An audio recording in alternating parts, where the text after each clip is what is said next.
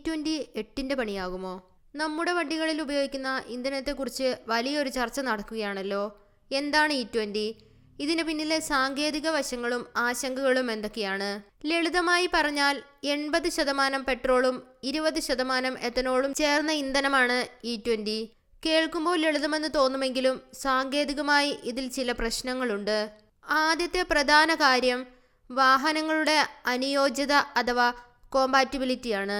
ഇന്ത്യയിലെ നിലവിലെ വാഹനങ്ങളിൽ കേവലം 20% മാത്രമാണ് E20 ഇന്ധനത്തിന് അനുയോജ്യമായി നിർമ്മിച്ചിട്ടുള്ളത്.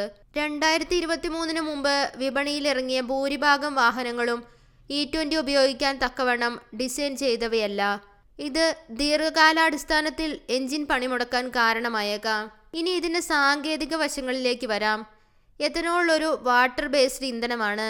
അതിനാൽ ചെറിയ അളവിൽ വെള്ളം കലർന്നാൽ പോലും പെട്രോളും എത്തനോളും തമ്മിൽ വേർപിരിയുന്ന ഫേസ് സെപ്പറേഷൻ ഉണ്ടാകുന്നു. ഇങ്ങനെ വേർപിരിയുന്നത് വഴി കാർബേറ്റർ, ഫ്യൂവൽ പമ്പ്, പിസ്റ്റൺ തുടങ്ങിയ അലുമിനിയം അലോയ് ഭാഗങ്ങളിൽ ഓക്സിഡേഷൻ അഥവാ ഒരുതരം തുരുമ്പെടുക്കൽ ഉണ്ടാകുന്നു. ഇത് എഞ്ചിനെ പൂർണ്ണമായി തകരാറിലാക്കും. മറ്റൊരു പ്രധാന ആശങ്ക മൈലേജിലെ കുറവാണ്. എത്തനോളിന്റെ എനർജി എഫിഷ്യൻസി സാധാരണ പെട്രോളിനേക്കാൾ കുറവാണ്. അതിനാൽ E20 ഉപയോഗിക്കുമ്പോൾ വാഹനങ്ങൾക്ക് 5 മുതൽ 10% വരെ മൈലേജ് കുറയാൻ സാധ്യതയുണ്ട്.